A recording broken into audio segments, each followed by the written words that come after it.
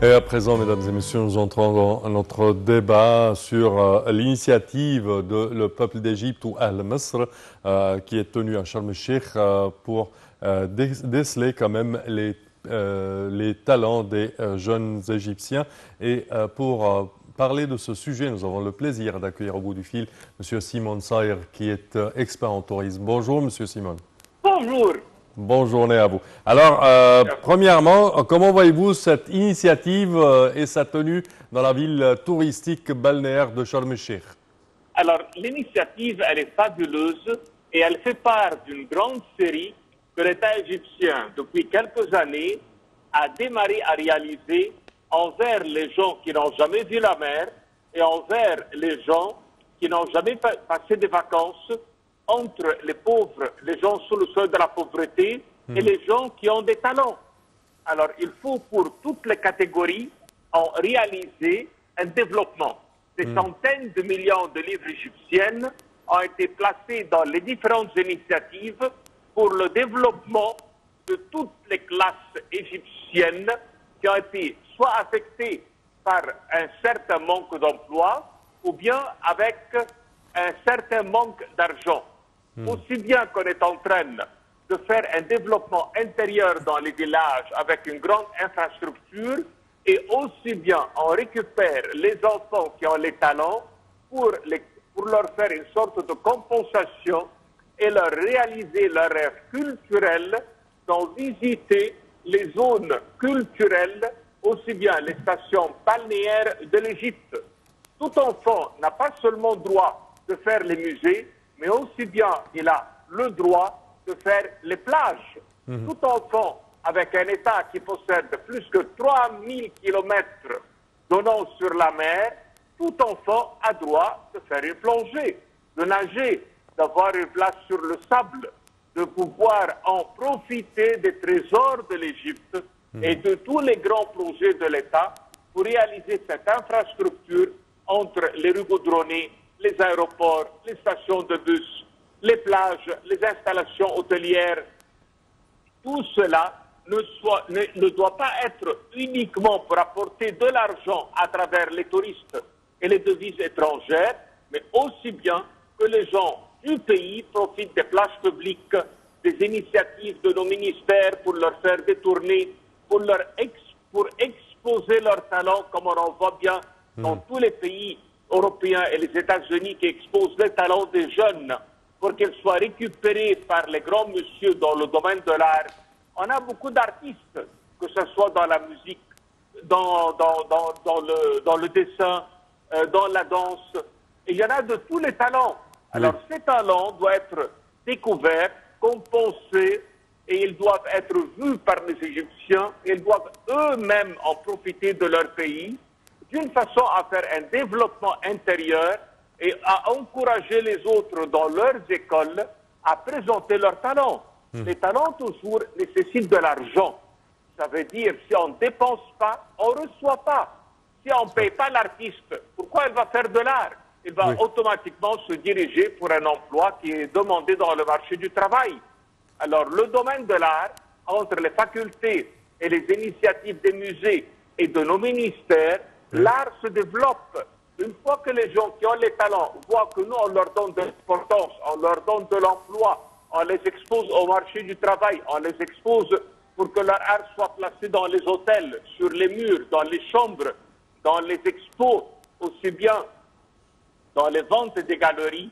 À ce moment, nos jeunes vont de plus en plus présenter leur art dans la danse, dans les dessins, dans n'importe quel domaine artistique. Vous savez, le ministère de la Culture, il est très, très riche et il développe énormément les instituts de l'art, les écoles de l'art, que ce soit le privé ou le public. Dans tout le pays, dans le temps, on n'avait qu'une seule faculté, qui était la faculté de Beaux-Arts au Caire. Mais aujourd'hui, de plus en plus, on en trouve. Et on en trouve aussi bien beaucoup d'autorisations d'ateliers et de galeries. Récemment, on a fait une excellente, plus que 200 personnes dans le GEM, le grand musée du Caire. On a placé un étage complet pour les expositions Et il y en avait des gens qui sont venus de tout le Golfe même pour voir l'art local du pays. Oui. Dans tous les villages aujourd'hui, on a des artistes, que ce soit pour les travaux de la poterie, les travaux de tapis, les travaux de dessin, les travaux sur le papyrus, les statuettes, même l'albâtre, et creuser l'albâtre d'une façon manuelle, travailler le calcaire pour faire des dessins comme dans les tombes, faire l'art nubien, cette initiative fabuleuse, ces gens qui font des danses de grande culture avec leurs habits colorés, qui représentent les origines des couleurs qui venaient des pétales de fleurs. Quand on regarde le Sinaï et les jeunes dans le domaine de l'art qui développent les chants locaux et qui nous rappellent leurs origines et leurs racines, leur culture qui est très très riche, on en a besoin de retrouver tous les domaines de l'art. Quand on travaille les branches de palmier pour faire des tapis et pour faire des bancs, quand on utilise nos beaux doigts de main pour faire de la peinture, quand on utilise nos gorges pour faire des chants magnifiques, l'Égypte est très très riche et j'admire l'initiative pour en faire de nouveau de nos jeunes une qualité locale. Alors, Monsieur Simon, bonjour. Bonjour. Alors, c'est vrai que ce que vous dites est très important, le fait de pouvoir se concentrer sur cette jeunesse et de développer en eux leur capacité à pouvoir eux aussi découvrir leur talent et à y travailler.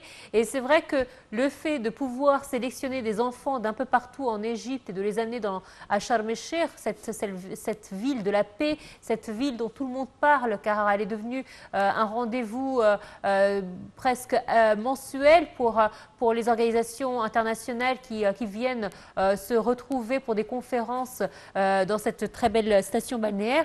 Et c'est vrai que aujourd'hui, offrir cette possibilité à nos enfants de découvrir cette ville, c'est aussi de leur donner de l'espoir vers un avenir meilleur, un pays qui se développe notamment dans le monde de l'écologie, puisque Sharm el-Sheikh, si je ne me trompe pas, va être la première ville verte d'Égypte, et peut-être leur inspirer à de futures études dans leur projet universitaire. Tout à fait d'accord. Ce que vous dites est magnifique et parfait et une excellente présentation de l'actualité qu'on traverse à Sharm el-Sheikh et dans l'ensemble de l'Égypte. C'est un grand exemple, une belle initiative dont on souhaite qu'elle se répète dans d'autres villes, comme par exemple Hurghada, comme les provinces du sud, Souag et Asiout, dans l'ensemble du pays. Alors l'initiative, elle est excellente. La présentation, elle est très très belle et très très bonne.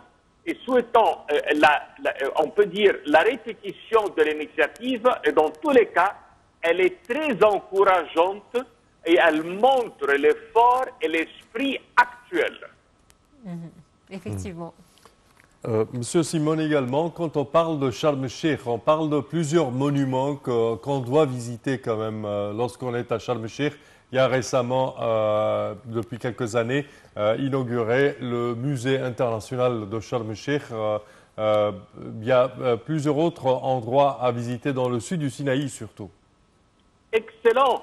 C'est vraiment parfait l'effort qui a été réalisé pour en faire à Sharm el-Sheikh un rajout sur sa réputation d'être uniquement station balnéaire et plongée. Oui. Aujourd'hui, on peut traverser cela et on peut faire d'autres choses. À l'exemple que vous avez bien présenté, de faire un musée. Quand on visite un musée à Sharm el-Sheikh, les gens peuvent prendre l'avion et passer à Luxor, vu qu'ils ont vu la richesse avec leurs propres yeux, et en faire une tournée. Les gens, quand ils voient cela, ils sont encouragés de traverser encore le désert et en faire des 4x4 et des randonnées. Oui. Ils peuvent y aller aussi bien à partir de Sharm el-Sheikh à Sainte-Catherine pour faire la montagne de la transfiguration de Sainte-Catherine, de Moïse, faire une tournée dans le monastère et dans cette ville qui, dans son futur, va couvrir les 3 religions et elle va être un centre de la paix. À Sharm el-Sheikh, quand on est présent, on peut aller à Ras Mohammed et faire une plongée dans une zone protégée et qui est une des plus belles zones de plongée dans le monde entier. Oui. Quand on est à Sharm el-Sheikh, on peut faire aussi bien l'expérience de la ville verte que vous avez bien mentionnée, Oui. voir comment nous on a fait un recyclage, un usage de la matière locale et un minimum de déchets. Dans ces villes vertes, nous on trouve une qualité de clients qui protège l'environnement et on trouve, comme vous l'avez bien dit, les conférences, car elles trouvent l'exemple réalisé dans la ville où ils y sont. Oui. Sharm el-Sheikh aujourd'hui, elle possède aussi bien pour les enfants beaucoup de villages dans lesquels ils peuvent faire des jeux, les jeux avec de l'eau. Alors, ce genre de parc est très rare dans le monde et Sharm el-Sheikh en possède. Oui. Alors, de plus en plus. Je pense également, tout près de Sharm el-Sheikh, il y a la montagne de Sarabit el-Khadem avec le temple de Hathor. Excellent. Et oui, et ça montre aussi bien que l'Égyptien, les pharaons, étaient dans cette zone et qu'elle est à 100% égyptienne, Oui. car nos dieux sont présents dans la région, les temples sont présents dans la région, aussi bien que les temples et l'exploitation de ces belles mines de turquoise Oui. et de la lapis-lazuli.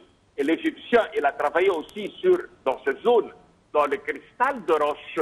Il a exploité cette pierre pour faire les yeux des statues qu'on trouve dans le musée du Caire aujourd'hui, bien exposées, et dans le musée de Sharm el-Sheikh. Oui. Alors, ça montre que nous, on avait les gens qui faisaient l'exploitation du désert, ils découvrent les pierres précieuses, ils les travaillent avec une précision parfaite. C'est le grand exemple qu'on trouve dans cette zone, comme bien mentionné. Monsieur Simon Soher, c'est toujours un plaisir de vous avoir avec nous sur Night TV International pour nous parler de votre expérience touristique. Merci infiniment à vous pour toutes ces précisions. Et effectivement, cette initiative qui est le peuple d'Égypte est comme on vient de le voir avec notre invité, une très belle expérience pour notre jeunesse qui non seulement va pouvoir découvrir une partie de leur pays qu'ils ne connaissent peut-être pas, mais aussi pour pouvoir se projeter dans l'avenir et pouvoir communiquer avec d'autres enfants de leur âge sur leur talent et développer en eux déjà ces dons en culture et en communication. Voilà, c'est ainsi donc que prend fin cette édition. Merci de votre fidélité. Merci à toi, Sem. Merci, Noah. Merci, chers téléspectateurs, de votre attention et bonne suite de programme toujours sur Nile TV.